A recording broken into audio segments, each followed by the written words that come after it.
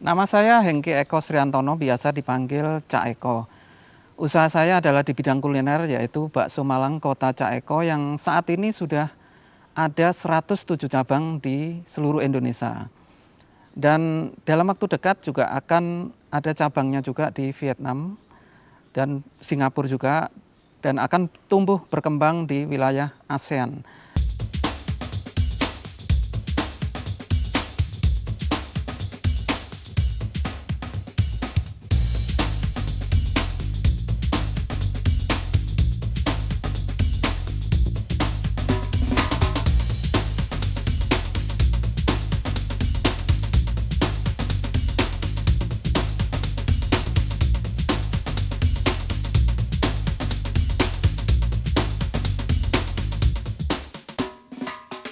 Bisnis ini awalnya adalah tahun 2006, di mana juga modalnya adalah dimulai dari yang modal kecil gitu ya. Dan background saya sendiri adalah dari Fakultas Teknik Sipil ITS. Selanjutnya saya juga melanjutkan ke S2 Manajemen Proyek Universitas Indonesia, sehingga bekal dari ilmu yang saya dapatkan itu saya gunakan untuk menimba, memperkaya manajemen di dalam mengelola usaha yang saya geluti. Dan alhamdulillah saat ini juga tumbuh berkembang sesuai yang saya harapkan, di mana harapan saya usaha ini juga terus maju dan semakin besar, sehingga saya juga akan bisa menciptakan banyak lapangan kerja khususnya untuk di Indonesia. Usaha saya dimulai tahun 2006, di mana saya mengawali dari modal yang sangat kecil waktu itu, 2,5 juta. Tapi saat ini berkembang pesat dengan seiring dengan pengelolaan manajemen yang saya lakukan, hari demi hari, perbaikan demi perbaikan juga saya lakukan.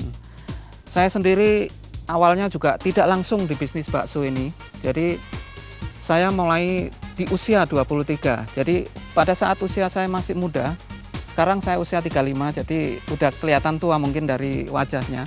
Nah, dari situ saya ditempa secara langsung di lapangan. Saya mulai pernah jualan handphone, berbagai macam bisnis termasuk bisnis busana, itu juga saya lakukan. Dan disitulah saya ditempa bagaimana saya mengelola kegagalan-kegagalan itu dan bagaimana saya menciptakan bisnis selanjutnya dengan semangat yang tetap. Karena saat itu saya terus terang memang mempunyai mimpi. Jadi waktu itu dream lah yang membuat saya begitu kuat, begitu tetap tegar walaupun mengalami jatuh bangun beberapa kali. Nah, kenapa bisa terjadi seperti itu? Mungkin saya akan menceritakan dari awal bagaimana terjadinya kegagalan yang menimpa diri saya, khususnya di dalam usaha. Nah, yang pertama, waktu saya memulai bisnis jual beli handphone, itu saya mengalami kegagalan karena waktu itu saya tidak fokus. Jadi tidak fokus, saya juga tidak menguasai pasar, sehingga saya sekedar usaha itu saya anggap sebagai sambilan, di mana usaha itu saya anggap bahwa paling tidak saya bisa menambah pendapatan atau income saya saat itu, karena sebelumnya saya tentunya juga pernah kerja, di mana cita-cita seorang yang pernah kuliah atau lulusan dari universitas tentunya punya cita-cita juga untuk kerja saat itu. Nah, saat itu saya lakukan hanya untuk menambah penghasilan, jadi belum fokus 100%, sehingga gagal. Nah, begitu pula usaha selanjutnya, saya nanam jahe gajah, itu pun karena saya tidak menguasai ilmunya. Saya nol pengalaman mengenai agrobisnis, sehingga saya hanya mempercayakan kepada orang tanpa saya mengawasi day to day-nya. Nah, pada saat panen, akhirnya apa yang terjadi, yang saya alami adalah gagal panen. Karena saat itu saya dibohongin oleh mitra saya, di mana yang seharusnya pupuknya mungkin harusnya takarannya segini, saya tidak tahu. Nah, itulah pentingnya bahwa di dalam bisnis kita harus juga tahu paling tidak teknisnya itu seperti apa. Begitu pula bisnis selanjutnya di bidang yang lain seperti busana. Nah, di bidang busana ini saya juga kurang mempelajari pasar. Jadi saya terlalu percaya diri bahwa saya cukup ngambil dari satu produsen saja, ternyata begitu saya jual di kota lain, itu kompetitornya banyak sekali dan modelnya itu juga cukup beraneka ragam, sehingga dalam waktu 8 bulan saya sudah kalah dengan kompetitor karena saya tidak bisa bersaing. Selanjutnya saya juga melangkah ke bisnis yang saat itu kerajinan. Nah, kerajinan ini sendiri saya juga belum tahu itu segmennya seperti apa. Cuman karena dorongan saya, keinginan saya untuk tertarik untuk bisa ekspor waktu itu, karena mungkin waktu eranya saat itu banyak sekali, sehingga dorongan saya kuat. Bagaimana saya punya usaha yang nantinya bisa saya ekspor. Nah, peluang yang saya ambil waktu itu adalah kerajinan. Apa yang terjadi? Saat itu saya tidak mempelajari bagaimana cara menembus ekspor, terus bagaimana membangun jaringan. Sehingga saya waktu itu cuma melakukan pemasaran door to door. Jadi saya waktu itu hadir, datang di hotel satu ke hotel yang lain, menawarkan produk door to door. Terus di samping itu saya juga melakukan penjualan retail. Saya titipkan konsinyasi di suatu gerai-gerai yang sudah terkenal di Jakarta, terus di Surabaya. Yang ternyata adalah kesulitannya adalah masalah cash flow yang saya rasakan. Kenapa? Karena pada saat barang itu terjual, saya meminta uangnya itu minta ampun. Jadi rasanya itu sakit karena seperti orang ngemis. Jadi saya rasakan saya meminta uang itu padahal barang itu sudah laku. Tapi begitu saya minta uangnya, itu paling cepat itu 3 minggu. Padahal saya sendiri harus memutar uang itu untuk membayar gaji karyawan, juga untuk paling tidak untuk beli bahan baku untuk membuat lagi. Nah, itulah pelajaran-pelajaran yang saya rasakan di dalam pelatihan itu tidak pernah saya terima itu di meja kuliah. Jadi saya anggap bahwa kegagalan itu adalah pelajaran bisnis. Jadi di mana saya ibaratkan saya ikut mata kuliah bisnis yang biayanya itu adalah praktikumnya itu adalah bisnis yang saya jalankan. Dan disitulah saya mendapatkan nilai E. Jadi saya anggap saya gagal. Jadi beberapa kali kegagalan itu saya mendapatkan nilai E sehingga saya harus mengulang. Jadi saya harus mengulang untuk memperbaiki nilai itu. Dan pada saat tahun 2005, inilah awal di mana saya menemukan kenapa saya akhirnya berbisnis usaha makanan bakso ini. Jadi secara tidak sengaja saya terinspirasi juga di suatu gerai di bandara. Saya lihat, wah ini kayaknya bisnis ini prospek. Saya lihat dengan jualan bakso yang tadinya dianggap, saya waktu itu juga nganggapnya bakso itu adalah kelas gerobak. Itu ternyata dikemas demikian rupa di bandara itu cukup ramai. Dan saya pikir dengan sewa setahun katakanlah mungkin 300 jutaan itu dengan ukuran segitu, sehingga saya mantap, wah ini saya yakin bahwa bisnis ini adalah prospek ini, karena dengan usaha bakso ternyata bisa menyewa bandara yang ratusan juta. Nah, dari situlah saya punya keyakinan saya harus ambil bisnis ini. Saya baru menemukan ini, kayaknya inilah yang saya cari.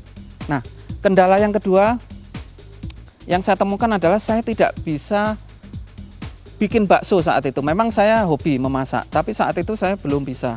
Sehingga waktu itu saya berangkatlah ke Surabaya untuk belajar ilmu bakso itu. Sehingga saya meminta kerabat untuk bagaimana saya bisa dipertemukan dengan orang yang pandai membuat bakso yang nantinya akan saya pergunakan untuk sebagai bekal untuk bisnis. 1 hari penuh saya belajar waktu itu, dan begitu saya pulang ke Jakarta, saya tidak puas. Saya langsung melakukan eksperimen selama 3 bulan. Dan selama 3 bulan itu pun saya menemukan formula kering. Jadi akhirnya bakso itu saya temukan kuah bakso yang cair itu bumbunya saya bikin kering. Sehingga bikin bakso atau bikin kuah itu seperti layaknya orang kalau mau bikin mie instan. Nah, dari situlah proses 3 bulan itu saya temukan.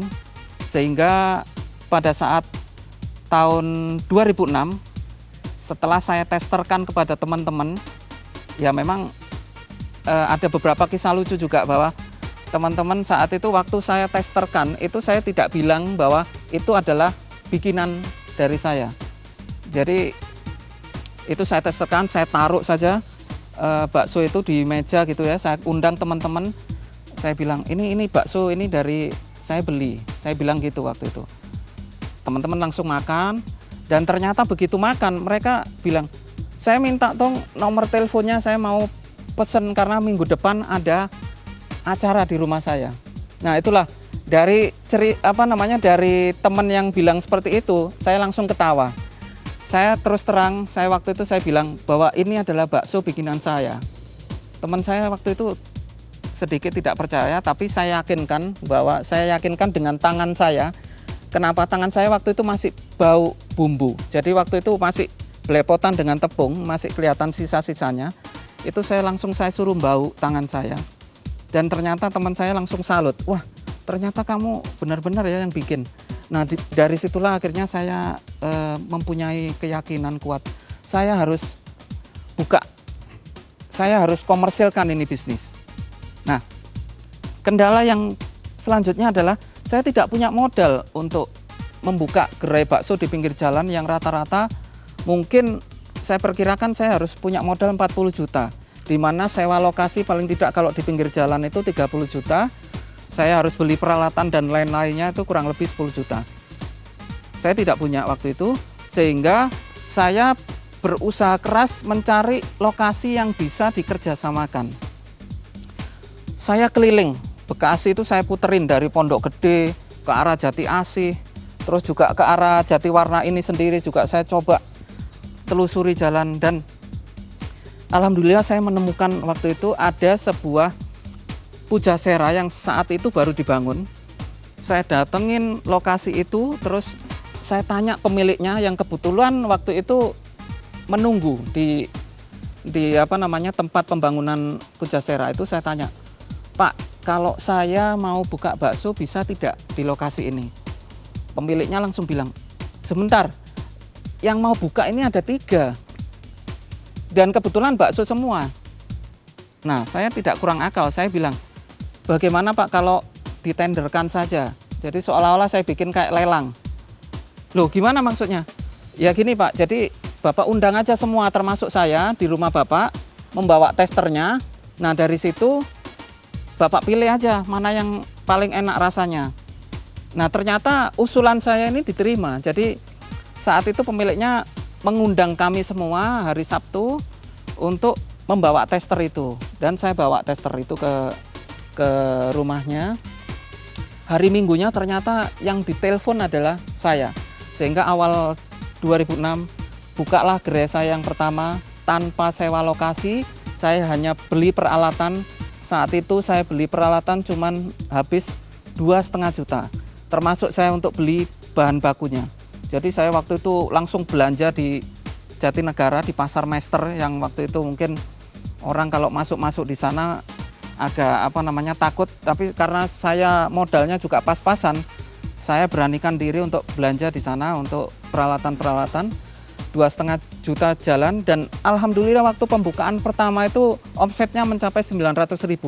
Saya senangnya luar biasa dengan omset yang waktu itu 900.000, dan hari demi hari omset makin meningkat.